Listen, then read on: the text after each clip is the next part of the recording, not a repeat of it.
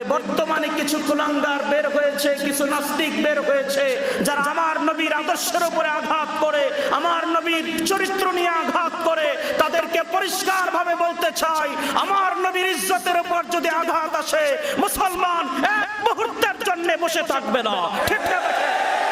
মুসলমানের জীবন চলে যেতে পারে, নবীর ইজ্জতের উপর আঘাত মুসলমান কোনোদিন সইতে পারে না।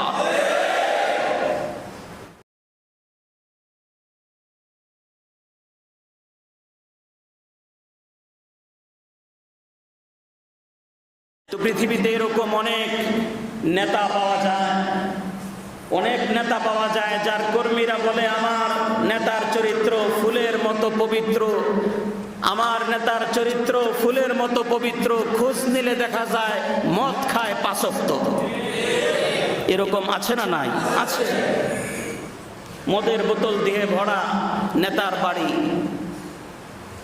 আল্লাহ রাব্বুল আলামিন বলেন, আমি তোমাদেরকে এমন একজন নেতা দান করেছি, এমন একজন নবী দান করেছি, এমন একজন আদর্শিক নেতা আমি তোমাদেরকে দান করেছি, যার জীবনের শুরু থেকে শেষ পর্যন্ত, যার যৌবন কাল থেকে শৈশব কাল থেকে শুরু করে 63 বছর হায়াত পর্যন্ত, মৃত্যুর আগ পর্যন্ত জীবনের কোনো অংশের কেউ একটি ভুল দেখাতে পারবে না। ঠিক না বেঠে?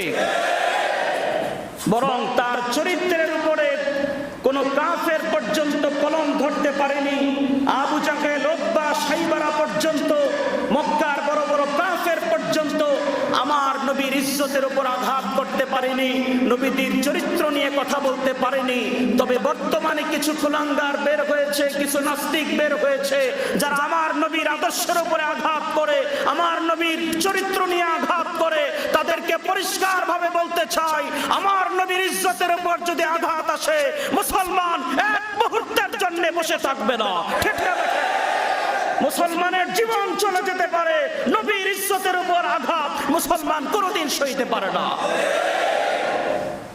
ভারতের মতো একটি জায়গায় যেখানে 130 কোটির উপরে মানুষ, 30 কোটি মুসলমান, 100 কোটির উপরে হিন্দু। ভারতের মুসলমান দেখিয়ে দিয়েছে, মুম্বাইয়ের একজন পুরোহিত, একজন শুধু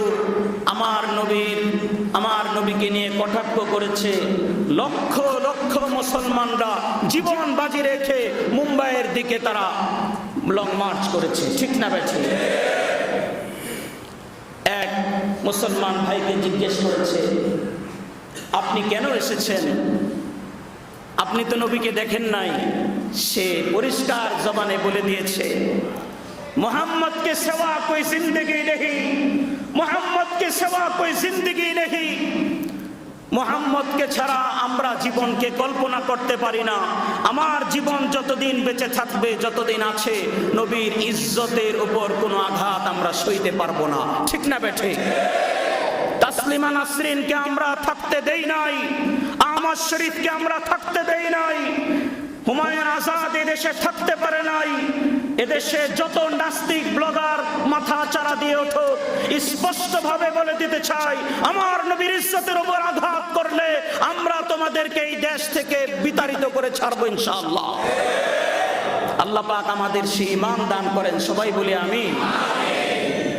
প্যারে হাজরি, আল্লাহ রাব্বুল আলামিন আমার নবীর এমন চরিত্র, এমন আদর্শ দান করেছিলেন, যে আদর্শ অনুসরণ করলে আল্লাহ পাক